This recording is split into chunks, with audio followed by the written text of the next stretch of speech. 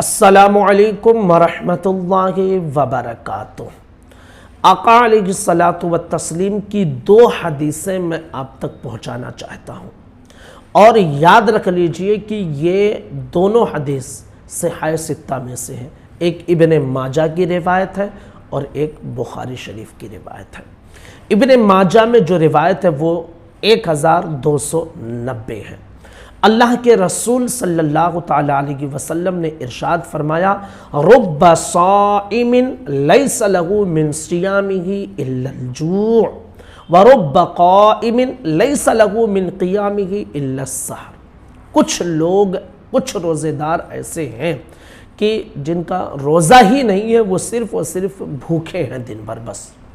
और कुछ क़याम करने वाले, रातों को जाग कर इबादत करने वाले ऐसे हैं कि जिनका क़याम कोई फ़ायदा नहीं देगा, बस सिर्फ़ और सिर्फ ये समझ लीजिए कि वो रात जाग रहे हैं।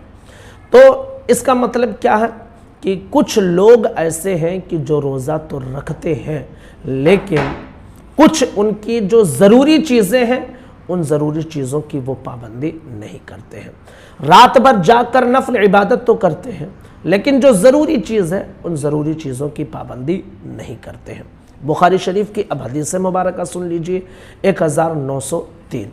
अल्लाह के रसूल सल्लल्लाहु तआला अलैहि वसल्लम ने इरशाद फरमाया, मन लम यदा क़ौल ज़ूरी वल अमल बिही फलैसा लिल्लाहि हाजतुन फ़ी अन यदअ तआमहु व शराबहु। अल्लाह के रसूल सल्लल्लाहु तआला अलैहि वसल्लम ने इरशाद फरमाया कि जो शख्स झूठ बोलना और दगाबाजी करना ना छोड़े, तो फिर अल्लाह को इसकी कोई परवाह नहीं कि वो दिन भर भूखे प्यासे रहकर, रोज़ा रखकर ज़िंदगी गुजार रहा है।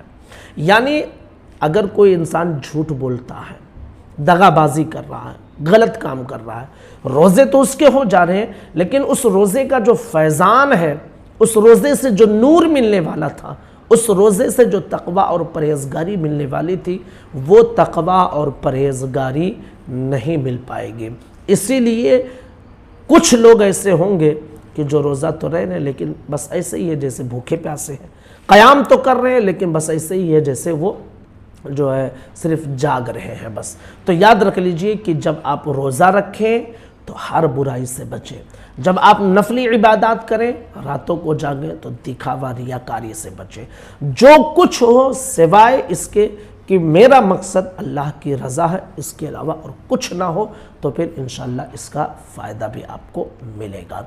अस्सलामु अलैकुम वरहमतुल्लाहि वबरकातुह।